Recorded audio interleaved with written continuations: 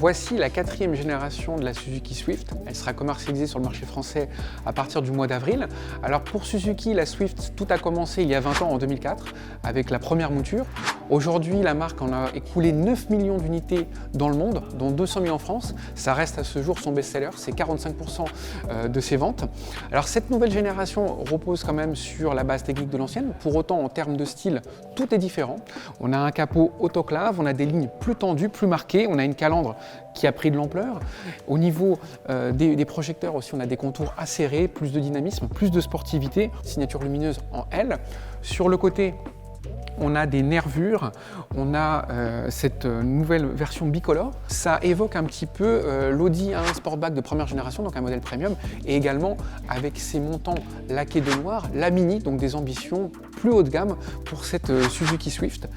À l'arrière, on a aussi pareil des lignes bien marquées, un style plus dynamique, et puis elle a des voies plus larges, donc ce qui la pose davantage sur la route. D'un point de vue technique, cette japonaise qui a une vocation mondiale, elle se situe en fait à la croisée des chemins entre les véhicules du segment A, clairement une Renault Twingo, et ceux du segment B, à savoir une Renault Clio. Donc son gabarit de 3,86 m, c'est peut-être l'entre-deux idéal entre ceux qui cherchent de la compacité, de la praticité en ville, et puis un véhicule polyvalent pour s'aventurer sur la route. Maintenant, on va aller voir les évolutions, les changements qu'il y a à bord du véhicule. Alors à bord, il y a une évolution par rapport à la génération précédente, bien évidemment, avec un combiné d'instrumentation qui reste à aiguille. Ça, c'est bien pour la sportivité et la lisibilité. Et entre les compteurs, on a une interface TFT multicolore. L'écran, il est déporté, en fait avant il était sur la console centrale, maintenant il vient plus en hauteur, ça permet de rester dans le champ de vision, donc ça c'est un plus pour la sécurité. Et la dalle qui autrefois faisait 7 pouces, maintenant elle fait 9 pouces. On a toujours des commandes physiques pour la climatisation, donc ça c'est une très bonne chose. Et puis des rangements au bas de la console centrale, prise USB, recharge pour des périphériques, et également en termes de rangement, une boîte à gants d'un très bon volume. Maintenant on va aller voir les places arrière.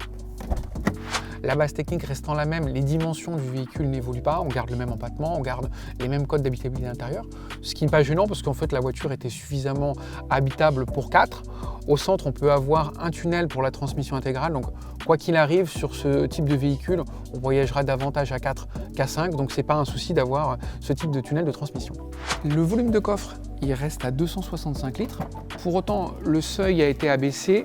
À l'intérieur, les contours sont plus carrés, en fait, notamment au niveau des habillages, des passages de roues, parce que les suspensions sont placées différemment, donc ce qui permet en fait d'avoir plus de praticité. D'un point de vue modularité, on a une banquette de terre 1 tiers, et puis on a un double fond lorsqu'il n'y a pas de roue de secours. Pour la gamme des motorisations, c'est très simple. Suzuki va à l'essentiel. Il y a un nouveau moteur à 3 cylindres, 1,2 litre, puissance de 82 chevaux, qui est décliné en 2 roues motrices, avec une boîte CVT variation continue, donc ça c'est une spécialité japonaise qui apporte de l'automatisme, c'est pratique en ville, ou une boîte mécanique à 5 rapports. Et l'autre particularité du véhicule, c'est de proposer la fameuse transmission All Grip 4 roues motrices, qui dans ce cas est uniquement associée à la boîte mécanique à 5 rapports. La Suzuki Swift sera commercialisée au mois d'avril. Alors selon la marque, le mix de vente c'est 10% en 4 roues motrices, 25% en 2 roues motrices avec la boîte automatique CVT. L'actuelle génération débutait au prix de 17 000 €.